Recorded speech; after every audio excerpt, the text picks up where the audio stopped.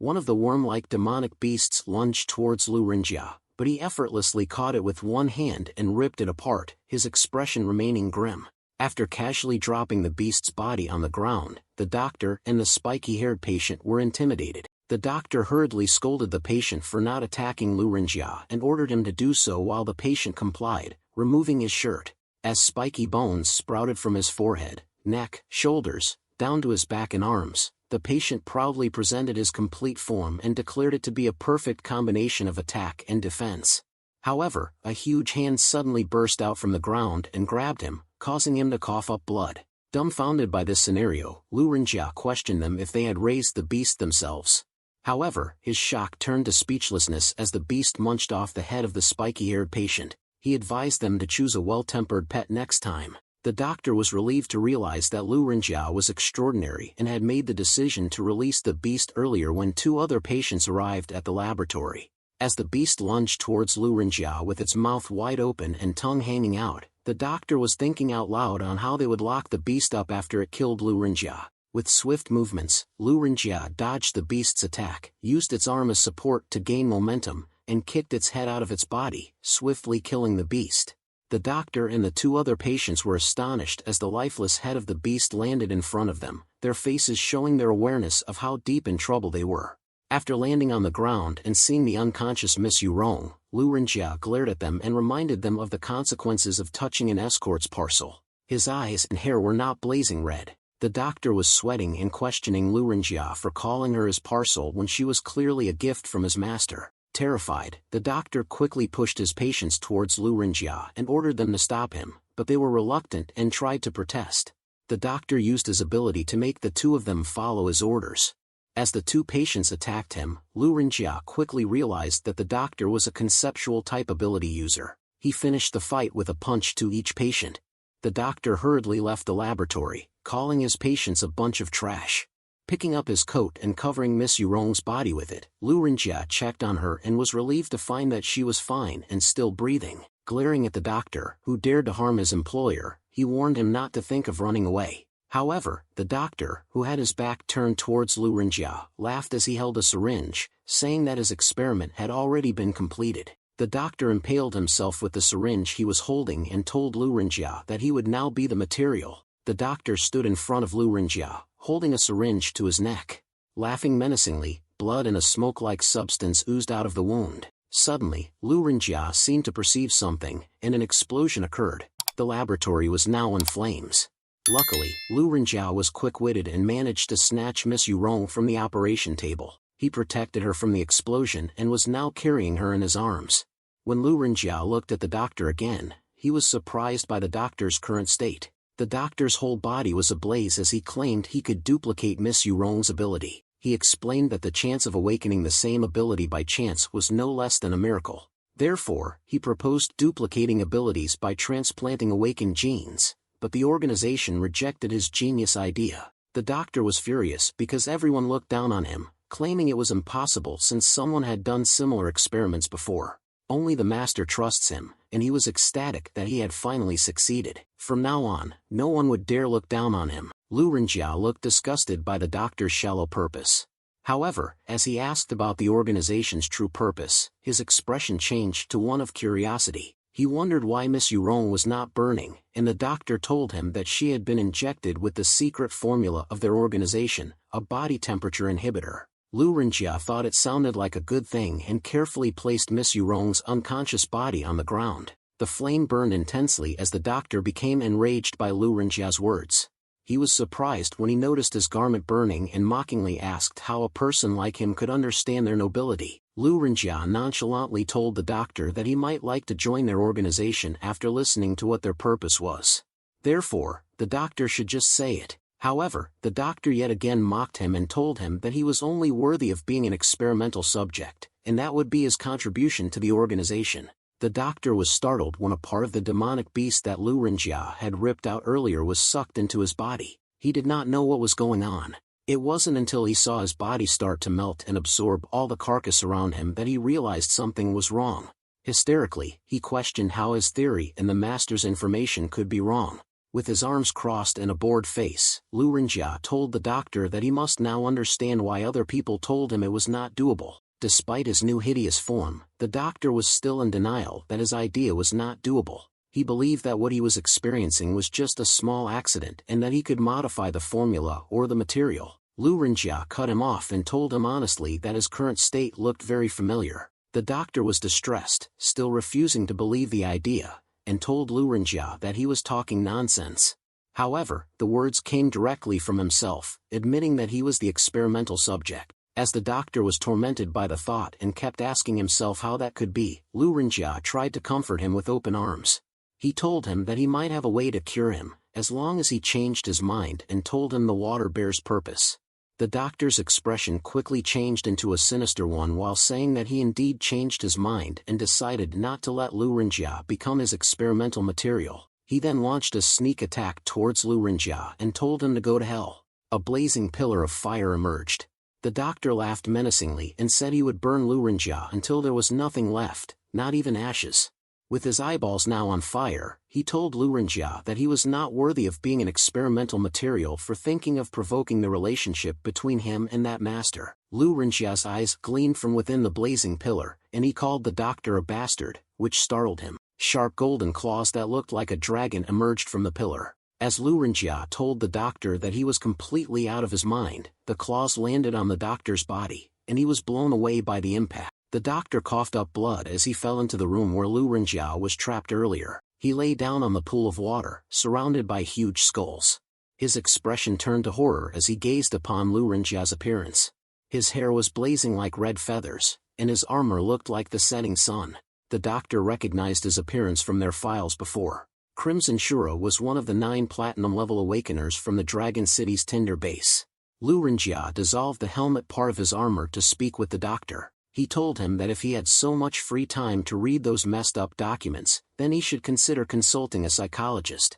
The doctor did not expect the situation he was in. He trembled in fear as he asked Lu Renjia not to kill him. As he looked upon the doctor with a sullen face, he asked if he believed he could save him now. He told the doctor that he had another question to ask.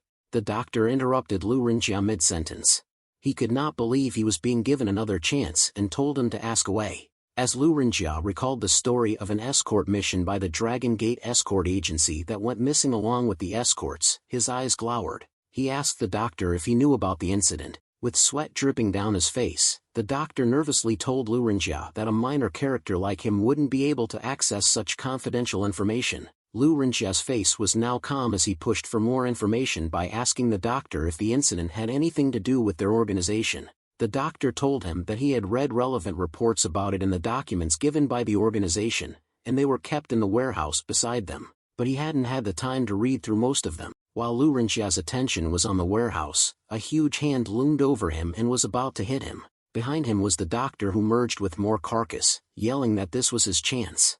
The doctor's sinister expression was back, and he told Lu Renjia that he was not foolish to believe that he would spare his life when he revealed his true identity before him. The doctor's body yet again blazed, and he told Lu Renjia that he was not sick, and that his current state was the future of mankind. He was celebrating his victory and told Lu Renjia that he did not notice when he quietly merged with the pet his master gave him. Now, he possesses so many abilities, so if he keeps on merging, he will become a god of the world. The doctor was startled when Lu Renjia interrupted his monologue and corrected him that he did actually notice.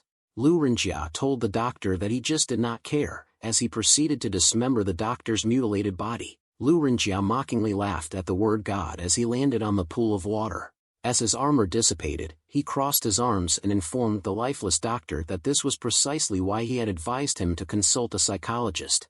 A pre-recorded video depicting the suffering of humanity since the catastrophe began played in the background while Miss Yurong lay unconscious on a makeshift bed on the ground. This promotional video, created by the Water Bear organization, featured a person wearing a gas mask and a cloak, who referred to their organization as the true savior of the world. After the masked individual introduced themselves in the video, they requested a password for more information. Consequently, Lu Renjia, who had been watching the video to gather more intel, became annoyed as he attempted to guess and enter a password. Disappointed, Lu Renjia walked away from the console, grumbling about the preachy approach and the trouble he had gone through. Since the password he entered was incorrect, the system locked up. He then proceeded to search through drawers for useful documents. During his search, he discovered the secret formula the doctor had mentioned and decided to take some for Miss Yurong. However, as he picked up the medicine, he noticed that it was labeled aspirin, which was merely a common fever remedy. Despite his complaints, he still took some, and while doing so, he spotted a notebook. At first glance, the diary appeared to be filled with rambling nonsense, but upon closer inspection, Lu Renjia found an entry about the organization planning to raid a group of escorts at the border. Their aim was to capture high-quality experimental subjects. The entry also mentioned an escort couple with sensitive identities who nearly caused the operation to fail. Consequently, the organization decided to put them into a deep sleep. Lu Renjia's thoughts then drifted back to the events that had taken place a year prior at Dragon City's Tinder base. Multiple men tried to calm him down and convince him not to go, but he sent them all flying through the air. With his crimson-colored blazing eyes and hair, he inquired if he appeared calm and demanded to know who had instructed the men to restrain him. As one of the men attempted to pacify him and answer his question, another individual leaped from behind and landed a palm heel strike on Lu Renjia. He was sent flying with force, causing damage to the ground. Cursing at the old man while standing up, Lu Renjia faced Master Huang, who revealed that he had been the one to ask the men to hold him back. The men breathed a sigh of relief upon his arrival. With a grim expression, Lu Renjia was about to ask Master Huang if he knew about the situation, but he was interrupted mid-sentence. Master Huang informed him, however, that he knew Uncle Mo and Aunt Huang, who had raised him, were leading the escort team at that time. As Lu Renjia attempted to ask another question about why this was the case, Master Huang interrupted him once more. He explained that the couple were gold-level escorts, and although the Dragon Gate Escort Agency had formidable forces, they were still raided and none of them were found afterward. Consequently, he asked Lu Renjia what he thought he would be able to discover if he went there. Gradually, Lu Renjia sat down on the ground, appearing to have calmed down as he analyzed Master Huang's words. Eventually, he deduced that what Master Huang was trying to convey was that they needed to begin investigating undercover. Master Huang did not provide him with a direct response. Instead, he inquired if Lu Renjia had calmed down and asked him to come to the base later. Lu Renjia was abruptly brought back to the present by the console repeating the password incorrect warning. Clutching a cloth with a symbol imprinted on it, he realized that Master Huang was correct in asserting that the escort group had not encountered any demonic beasts, but rather a group of devious individuals. Grasping the piece of cloth and the diary in each hand, he swore to his uncle and aunt that he would avenge them very soon. Yet, as he frantically flipped through the diary, he quickly realized there was no further mention of the incident or its location, so the clues abruptly ended once again. A voice from outside captured Lu Renjia's attention. The voice was calling out for a Dr. Chi. The person dismounted from his motorcycle, revealing himself to be Nape, who found it odd that no one was responding to him. Nape was holding out a paper, attempting to double-check if the address was correct, and he indeed confirmed that he was at the right address. However, his face was full of doubt as he looked at the demolished building that was still in flames in front of him, noting that it was different from the mission description. Despite all his doubt, wondering if he would find someone in such a place, he bravely entered the building and started calling out and asking if there was anyone around. Suddenly, a loud thud was heard behind Nape, and he felt shudders as Lu Renjia jumped from behind him, all the while confirming that there was someone. Next, a huge impact was heard, and Nape lost his consciousness.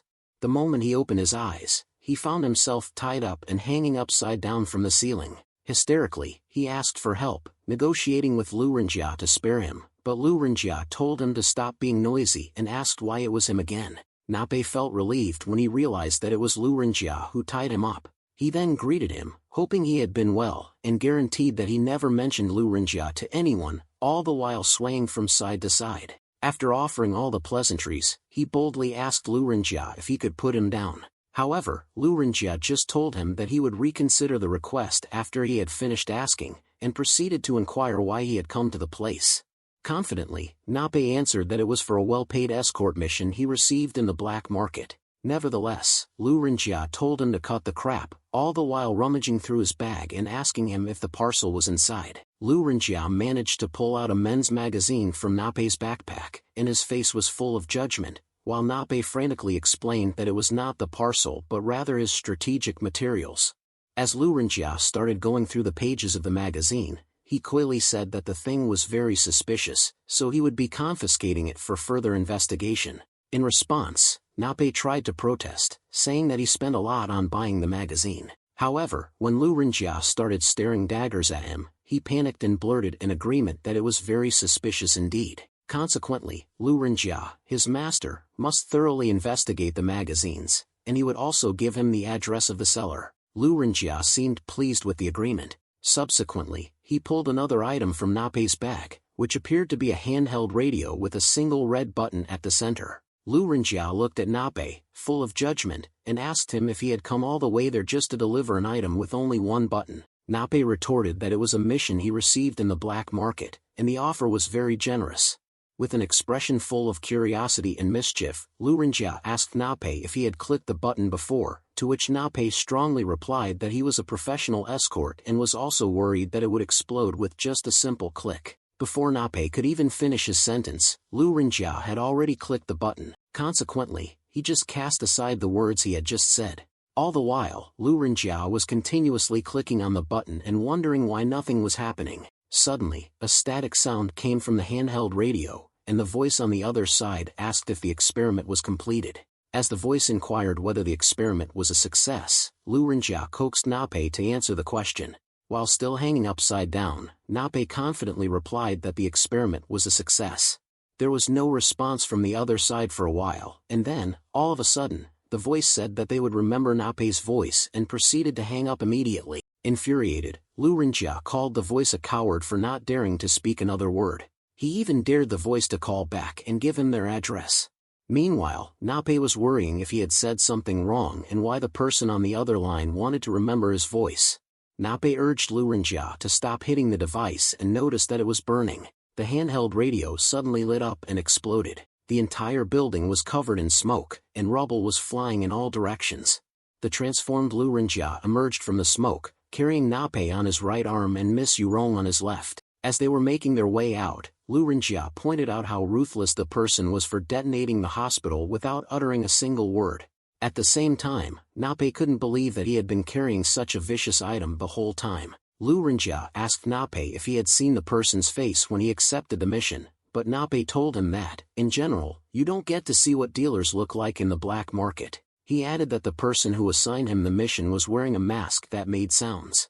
In a desolate rocky area, the person who was wearing a full cloak and a gas mask in the promotional video pushed a button on a handheld device, causing it to make a beeping sound. Staring into space, he said that the doctor had been discovered. He then sighed and remarked that it was expected of trash to be useless. In the beginning, a young girl was balled up in a corner, hungry and searching for her parents. Eventually, an old man approached her and somberly told her that it was very unfortunate that her parents had been eaten by a demonic beast. Subsequently, he handed her a piece of bread, which she devoured vigorously. As time passed, the old man loomed over the now teenage girl and told her that she had indeed become a beauty as she grew up. He declared that it was time for her to repay him, all the while undressing and revealing a lewd, drooling face. Desperately, she tried to defend herself, and the next thing she knew, she found herself engulfed in flames and floating midair. In a horrifying display, she burned everything and everyone to death. Confused, she questioned herself about what was wrong with her. Suddenly, a gigantic, sinister face of Dr. Cheat appeared behind her and informed her that she was sick, but he could help her. He grabbed her into his palms and told her that as long as she gave him her abilities, he could help her. However, he then commanded her to die. Out of nowhere, a huge fist butchered the doctor into pieces. It was the transformed Lu Renjia, who told the doctor to get lost. With a sweating, red face, Miss Yurong awoke from her dream, feeling startled. At this point, Nape was driving his motorcycle, while Miss Yurong sat in the sidecar's passenger seat, and Lu Renjia rode at the back, engrossed in reading a book. Upon noticing that she was awake, Nape greeted her with a smile and mentioned that she seemed to have had a nightmare earlier. Still terrified, Miss Yurong looked at the stranger and immediately fired multiple questions about his identity, her location, and the whereabouts of her escort. Nape only answered the last question, explaining that her escort was reading a book behind her. Nonchalantly, Lu Renjia turned around and asked her if she was looking for him, while holding a book in his hands. Relieved, he told her that she didn't burn up and that the secret formula had been quite effective. Feeling reassured, Miss Yurong relaxed as Lu Renjia told her not to worry since the squinting-eyed man wouldn't cause her any more trouble. However, her expression of relief quickly turned to disgust when she realized what Lu Renjia was reading. She questioned him about the nature of the magazine he was reading with such a serious face. Proudly, Lu Renjia gave her a thumbs up and declared that it was learning material, prompting her to respond that he was shameless and to question whether he thought she was blind. While driving, Nape glanced over at Lu Renjia with a worried expression and advised him to put the magazine away, as they were nearing town soon, and such treasures were easily coveted by others. Annoyed, Miss Yurong yelled that they were missing the point. Eventually, they arrived at an apartment building, where Lu Renjia looked quite pleased as he laid down on a cushion, appreciating its softness. He commended Nape, admitting that while he wasn't very capable, he did know how to enjoy life. However, Nape retorted angrily that Lu Renjia had no right to talk about his capability since he was sleeping on his sofa. In response, Lu Renjia asked what more he wanted when he had already given him his bed to sleep in. Nape's expression turned grim as he pointed at the ragged, patched-up mat on the floor, but Lu Renjia showed no regard for it. Meanwhile, Miss Yurong, who was in the same room as them, overheard their bickering. Consequently, she offered to sleep on the floor instead, as she wasn't used to sleeping on a bed. However, Nape, blushing, insisted that it would be an honor for her to sleep on his bed and encouraged her to sleep well. Shamelessly, Lu Renjia told her to ignore Nape and advised her to rest early, as Nape would be escorting her to a place the following morning, which would be a long journey. Upon hearing this, Miss Yurong asked Lu Renjia where she was going, and he simply replied that it was for treatment and someone there could help her. Blushing at his kindness, Miss Yurong politely said that he couldn't keep helping her and then inquired if he was coming along too. Lu Renjia, laying down on the couch, informed her that he had other matters to deal with, so he couldn't always stay with her. However, he assured her not to worry, as the people where she was going were very friendly. Miss Yurong looked down and, with a solemn smile on her face, agreed with Lu Renjia, acknowledging that she couldn't keep living like that. In the morning, while looking at the letter placed on Nape's bed, Lu Renjia mentioned that Miss Yurong had really left without informing them. However, Nape burst his bubble by saying that they had watched her leave last night, and he had wanted to stop her, but Lu Renjia hadn't let him. Lu Renjia picked up the note, and Nape asked him what was written on it. Lu Renjia revealed that it was an acknowledgement of debt, stating that she would pay him back in the future. Consequently, Nape questioned if she intended to be always indebted to him and asked if Lu Renjia wanted him to go after her. Lu Renjia responded that there was no need, and then inquired if there were high grounds in the area. Standing at the edge of a beam, Lu Renjia was overlooking the town they were in. He was talking to someone over his handheld radio, and the person on the other line confirmed that they had received the new intel and had found the lady that he mentioned. Lu Renjia was pleased with the news and added instructions that her physique was unique, so they should keep a close watch on her. The person on the other line told Lu Renjia that they had assigned someone to follow her and asked if they should invite her to their base for protection. After giving it some thought, Lu Renjia decided that there was no need. He said that everyone had different aspirations, and she had made her own choice, so they just had to follow her for now. The person confirmed that they understood the instruction and proceeded to report about another matter, which was the information on organizations that were purchasing laboratory equipment on a large scale. Surprisingly, there weren't any. The person said that the person purchasing must be moving around secretly, as there were no witnesses or reports of anyone wearing gas masks, so they couldn't act rashly. Lu Renjia understood and said that he would continue to follow up on the case. The person on the other line was about to end the call but remembered something. He told Lu Renjia that everyone was now wondering what his relationship with the girl was since he had given his coat to her. Then, the person immediately hung up. Lu Renjia looked dejected when he realized what it was that he felt missing, and Nape, who was kneeling and quivering at the edge of the building behind him, criticized him for noticing it just now. Lu Renjia looked back and told Nape that if he was that scared, he shouldn't have followed him. Nevertheless, Nape retorted irritably that he was now being targeted because Lu Renjia insisted that he talk, so the safest way was to follow him. Nape tried to threaten Lu Renjia by using his secret, but with a mischievous look on his face, Lu Renjia told Nape that Dr. Chi was the last person who discovered his identity, reminding him of what happened to the doctor. However, Nape did not care and demanded that Lu Renjia could not leave him behind by all means. Feeling defeated, Lu Renjia just agreed to whatever Nape wanted to do and told him that he was going to buy clothes. Lu Renjia went into the stores and was looking at coats, but they all felt the same to him, so he decided to just pick any one of those and looked for the price tag. He could not believe his eyes when he saw the price of the coat he chose. He immediately rummaged through his pocket and, to his dismay, discovered that he was completely broke. He contemplated what he should do, as he was also getting hungry. As he remembered Nape, a bright idea crossed his mind, and the clueless Nape suddenly felt anxious.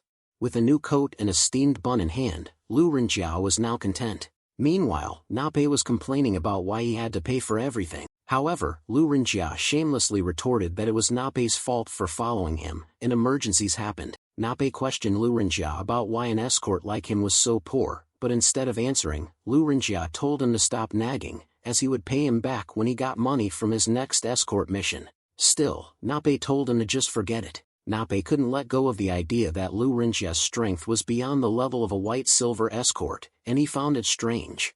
Suddenly, Nape's face lit up as he thought of a good idea. He proposed that the two of them should cooperate on the very profitable white-silver level mission he had recently come across. He believed that, with Lu Renjia's strength and his identity, they would be able to complete the mission easily. The information piqued Lu Renjia's interest, and he asked Nape what the mission was. Nape answered that it was to escort a prisoner. The Spirit Wind Mountain Village was a group of bandits that had been moving a lot around the Salt City base. They had committed innumerable murders and would vanish into thin air afterward. Nape explained that they always moved mysteriously through the mountains and forests, so the Union had a hard time arresting them. Lu Renjia then inquired about the person they would be escorting, and Nape replied that the prisoner was a leader of the Spirit Wind Mountain Village known as the Thunderbolt Legs. As Nape imparted the information he had on Thunderbolt Legs, a mental image of a bulky bandit covered in tattoos came across both their minds. He mentioned that his iron legs were tough and invincible, and they were in charge of escorting him to prison. Lu Renjia was delighted since they just met the requirement of 2 people for a prisoner escort mission. Nape proudly agreed with Lu Renjia, informing him that the escort mission could only be accepted by a white-silver level escort or above. However, at the base, Nape was hysterically complaining about why he could not accept the mission since there was a test he had never heard of before. He aggressively raised his insignia in front of the receptionist, questioning whether she thought there was a problem with his qualifications as a white-silver escort. The receptionist calmly adjusted her glasses and told him that she did not doubt his qualifications, she was simply following orders. She also added that the prisoner had agreed to the request, so the escort had to pass the test either way. Nape's expression turned serious as he questioned the receptionist about prisoners suddenly having rights and accused her of negotiating a good price privately. The receptionist merely closed her eyes and replied that she had no comment. With a playful smile on her face, the receptionist informed Nape that the test involved fighting the Thunderbolt Legs and that the mission would be as if he won. Nape appeared confident, dismissing the test as a trivial matter, and then turned to Lu Renjia with twinkling eyes, suggesting that he handle the challenge. However, Lu Renjia refused him in a heartbeat, finding it too boring. Now in an arena, Nape continued to complain as he prepared for battle, feeling disappointed because he thought he had finally latched onto someone with a powerful position. Lu Renjia looked at Nape apathetically, asking him what was wrong with his brain for wanting him to fight when a white-silver escort could capture the prisoner. With that, Nape reluctantly accepted that he had to fight. Back in the audience seating area, the receptionist asked Nape if he was ready and reminded him not to kill the person. Nape, standing on the stage, expressed annoyance at the numerous requirements. The receptionist adjusted her glasses again as she instructed the man who had been by her side earlier to let the prisoner out. The man panicked, questioning if she was sure, while Lu Renjia stood behind them, looking very uninterested in the matter. As the two of them bickered about releasing the prisoner, Lu Renjia rested his head on his hands, growing sleepy. The thick, heavy, metallic gate in front of Nape was opened, and smoke billowed out. A silhouette of a person appeared, and as Nape saw the chain on its feet shatter easily, he swallowed hard. A voluptuous woman with brown hair lunged towards Nape swiftly, and the previously sleepy Lu Renjia was now amused. The woman delivered a flying kick to Nape as Lu Renjia marveled at the fact that the Thunderbolt Legs was actually a woman. Nape effortlessly dodged the woman's kick, and as he turned his body to point his gun at her head, he confidently suggested to the lovely lady that they should end things there since she couldn't beat him in terms of speed. The woman snickered, dropped to the ground with unbelievable speed, and initiated a spinning bird kick. Meanwhile, Nape's eyes gleamed as he recognized her refusal to give up. He preemptively apologized as he fired his gun, aiming towards her. As the bullet approached her, rather than being alarmed, she simply grinned. The receptionist, who had been watching, commented that Thunderbolt legs possessed more than just speed. Impressively, Thunderbolt legs deflected the bullet with her legs, and Nape heard a metallic sound upon impact. She then pushed herself off the ground and skillfully maneuvered midair to deliver an axe kick to Nape. Although Nape managed to dodge in time, the force of the kick created a massive hole in the arena's floor. Lu Renjia observed the fight intently, while the receptionist and her companion commented on Thunderbolt Leg's strength. The receptionist revealed that her real name was Li Xiuzhen, a transformation-type awakener, whose legs could transform into steel. As one of the powerful cadres of Spirit Wind Mountain Village, she claimed to have strength that an ordinary white-silver escort couldn't match. The receptionist doubted Nape could defeat her. In response, Lu Renjia interrupted their conversation with a question. He inquired why she was called Thunderbolt Legs if her legs became steel, which left the two momentarily speechless. The receptionist then brushed it off, stating it wasn't the main point, and that it was time to test Mr. Nape's strength. She wondered why he hadn't used his ability yet. Confused by the receptionist's question, Lu Renjia sought clarification, asking if she was referring to Nape, who had indeed been using his ability. Nape fired another bullet towards Li Xiuzhen, who promptly deflected it with her now steeled legs. Li Xiuzhen taunted Nape's choice of weapon, asserting that his small toy handgun might be useful when dealing with ordinary beasts but was common knowledge that it wouldn't do much damage to an awakener. As she suggested that it was in his best interest not to accept the mission if he only had that much strength, Nape executed the classic anime glasses move. Li Xiuzhen suddenly felt a strange sensation in her legs that genuinely frightened her. With a smile on his face, Nape confidently asked her if she still held the same opinion now. The receptionist was carefully analyzing which of the two common types of awakeners Nape might be. She stated that if he were a transformation type, then it would have been accompanied by a significant deformation of the body. Consequently, if he had been using his ability as Lu Renjia said, then it was evident that he was an enhancement type awakener, where the functions of the body cells are greatly enhanced. However, as they watched the fight and witnessed the explosive power of Nape's bullet, which was destroying the arena, her companion began to doubt her analysis. He proposed that what if Nape was actually a transformation type and his bullets were his deformities?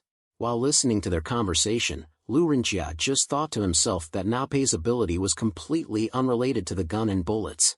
He also acknowledged that Nape had grown stronger since the last time he saw him. Nevertheless, as Nape reloaded his gun and Li Xiuzhen positioned herself behind him, ready to deliver her axe kick, Lu Renjia concluded that he was still not strong enough to defeat her. In response, Nape executed a front flip, dodging her kick, and while midair, he fired his gun at her.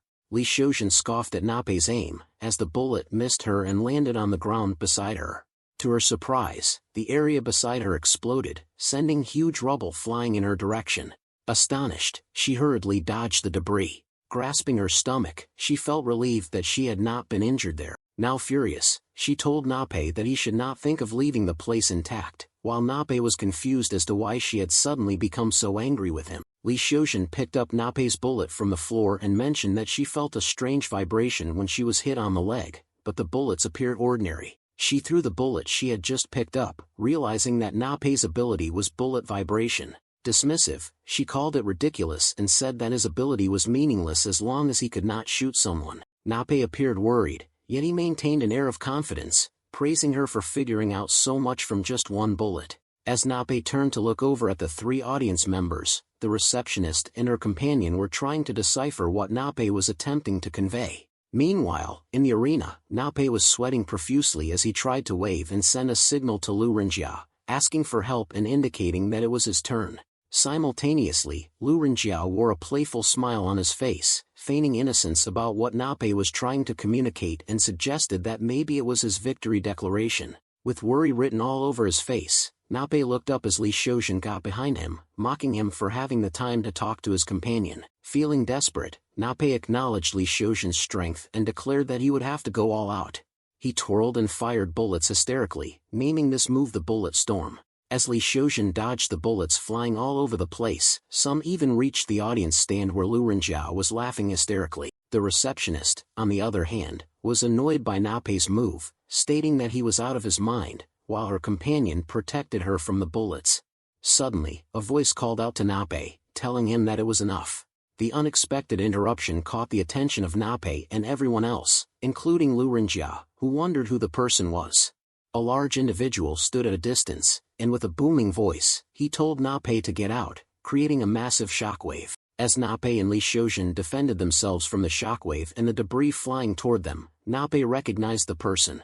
The individual, whom he referred to as Wu Qian, stood there arrogantly, instructing Nape to be tactful as he wanted this mission for himself.